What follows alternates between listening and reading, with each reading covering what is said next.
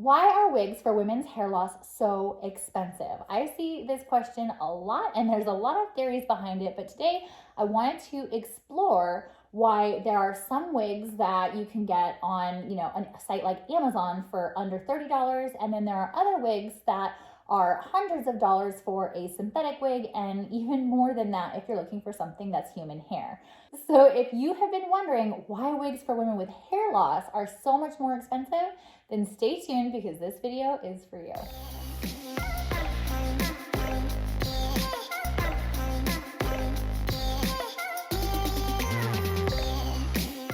Welcome to the Wiggy Woman. I have been wearing some kind of alternative hair for years, whether it be extensions, hair toppers, or wigs. I've seen them all, and I'm here to share my experience with you to help you have the easiest path forward on your hair loss journey. So why are these wigs for hair loss more expensive? And this question seems to pop up from time to time in my Support for Hair Loss Facebook group. So if you are not already a member of that group and you need a little bit of extra love on your hair loss journey, I will link that group down below. If you need a little bit more help in your wig and hair loss journey, definitely click that subscribe button and the thumbs up so that you never miss a wig or hair topper review or tutorial that's posted weekly. What is it? Why are wigs for women's hair loss so expensive? It's important to understand what a wig for women's hair loss even is. When we're talking about wigs for women's hair loss, we're talking about medical grade wigs. So these are wigs that are built for someone who is essentially trying to, replace a part of their body that is missing. Your hair. It's like a prosthetic. So this cap is going to be designed for all day wear. The manufacturers of medical grade wigs know that their wigs are going to be worn for an extended period of time and every single day usually. They are designed with fibers for synthetics that avoid things that are dangerous or could irritate sensitive skin, and they stay secure with or without hair because many wearers of a synthetic wig that is for medical purposes have either shaved their head or are completely bald. And of course, we always want something that is going to be adjustable for a more personalized fit, but many fashion wigs do have that as well. If you saw my last video on how long a wig lasts, you'll know that a good synthetic can last 4 to 6 months of daily wear. So being very generous and saying that you only wear the wig for 90 days, which is very reasonable for a high quality synthetic wig, a $200 wig is about $2 per wear and comes with a lot of benefits. A fashion wig, which is the inexpensive kind that you find on Amazon, are intended to be worn by somebody who has hair and is just looking to change up their look for a night or a short amount of time. So these are designed to be low cost with a lower price point, but are generally made in a very efficient way using some kind of machine construction, machine sewing, and they are also made from fibers that are very inexpensive, and they look good for a short amount of time, but usually the first or second wash, the fibers start to tangle quite a bit and they lose a lot of their structure and styling. Fashion wigs, while they can be comfortable, they are generally a little bit thicker, especially ones that don't have a lace front, and it just feels like you're wearing a hat or something on your head, and they can be a little bit warmer in the summertime. But the biggest drawback to wigs like that for someone who is trying to cover hair loss is the rigid scalp and hairline. They are very unrealistic, and in order to be convincing, sometimes take a lot of work. I do have a few videos on how I make these types of wigs more realistic, but it definitely isn't going to be something you would want to wear right out of the box and have it look completely natural. So let's do the same math that we did with the medical grade wig and say you can get a good solid 10 days of full-time daily wear out of this wig before the fibers start to really tangle on you. If you can get 10 days out of an inexpensive wig that maybe cost you $20, that is also about $2 per wear. So it all kind of comes down to this triangle between cost, time, and quality. If you have a lot of time and skill and are able to put in the work to make a cheap synthetic wig look more natural, you can get by with something a little bit less quality. But if you don't have the time and you don't really want to deal with that, you want to wear something right out of the box, then you want something with more quality, and that's going to come with a higher cost. Okay, so the first wig that I am going to be showing you for a comparison is going to be this one. You'll see it is still all up in the package because it was really important to me that I do have a video on how to make a cheap synthetic wig look as good as an expensive one. And I also have videos on how to make expensive wigs look even better, right? So I wanted this to be without any of my tips and tricks. I wanted it to be just like straight out of the package so you'll understand kind of the difference between these wigs a little bit better. If you've seen a lot of my other videos on topics like this, you'll know that my approach is more about trying to kind of show you different things and letting you make your own decision as to whether or not something is worth it, right? So I just took this out of the package, and this is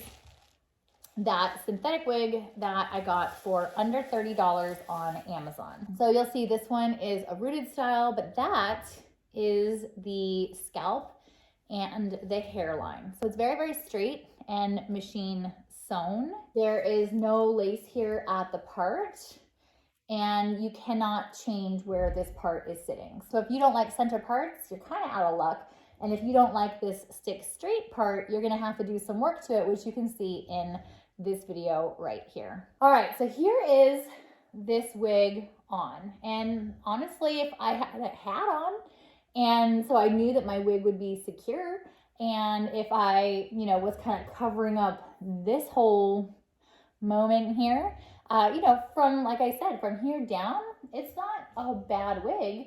The styling doesn't look as good on as it did in my hands, but it still looks really good. And I bet under a hat, it would blend in really, really nicely. It has a lot of density, not really a natural density, much more of a glam density, which is great if that's what you're going for. But my real problem with wigs like this is this.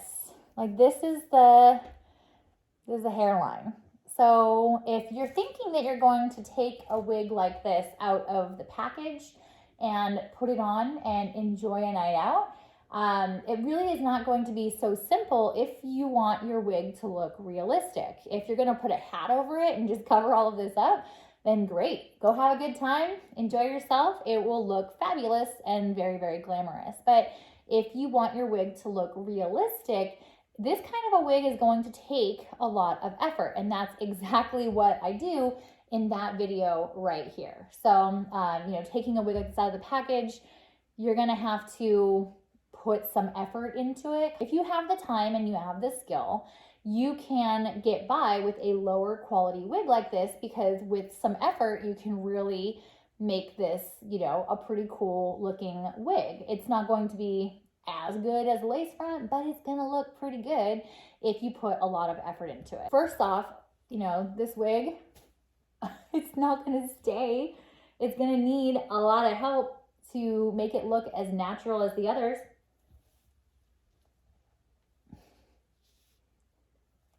So a wig like this is not gonna stay. It's not gonna look as natural as the others, right? It's going to take a lot of work to make it look more natural, but it won't ever look as good as the one that I'm going to show you.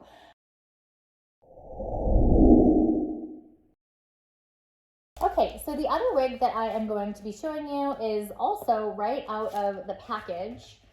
And this is Raquel Welch Mesmerized in the color Biscuit. So this was my attempt at finding a designer wig that I love, that is at a decent price point for a synthetic wig of this caliber, and to really be able to showcase and highlight the differences between a medical grade wig and a wig that's intended more for fashion purposes. So this is also straight out of the box. I haven't done anything to it. You'll see still has the zigzag part in it.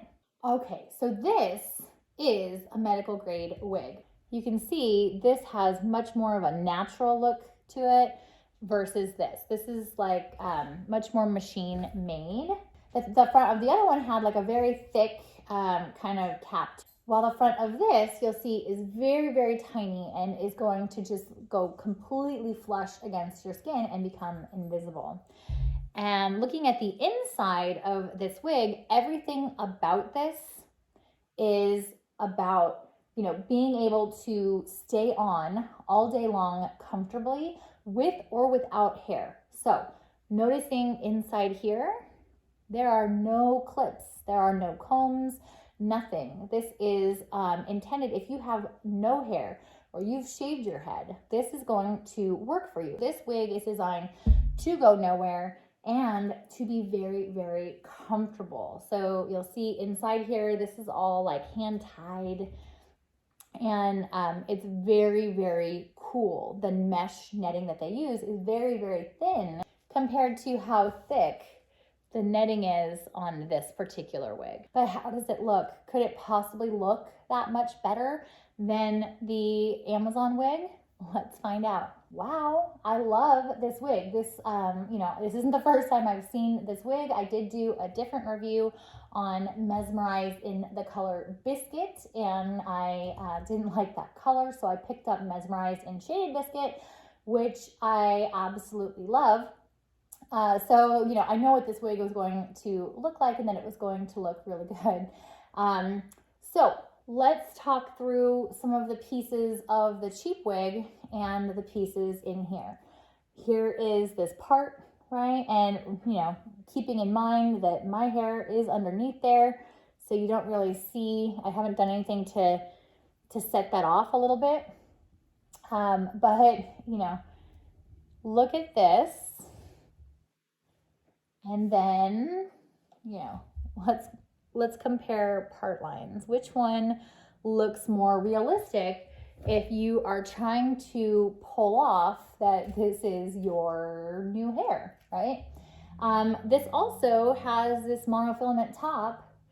So if I wanted to change the part, I could do that, and it still looks beautiful and very natural. But how easy was that?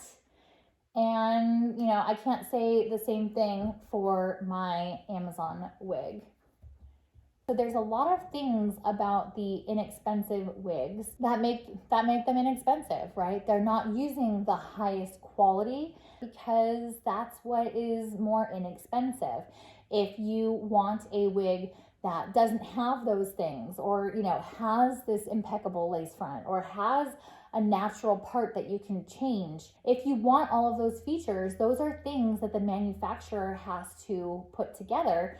And, that takes more and more and more time, and there's an expense to that. So because women with hair loss are wearing wigs for longer durations than someone who's just wearing like a cosplay wig, because women with hair loss want absolutely beautiful perfection because they are essentially replacing the hair on their head for the long term. Because women with hair loss want something that feels comfortable, that makes them feel beautiful, to essentially replace, a part of their body that is missing or thinning, the quality that we demand is obviously going to be a lot higher. So that is why wigs for women with hair loss are so much more expensive. I did put a link to all the products that I wore here today, which included the ombre wig from Amazon, the Raquel Welch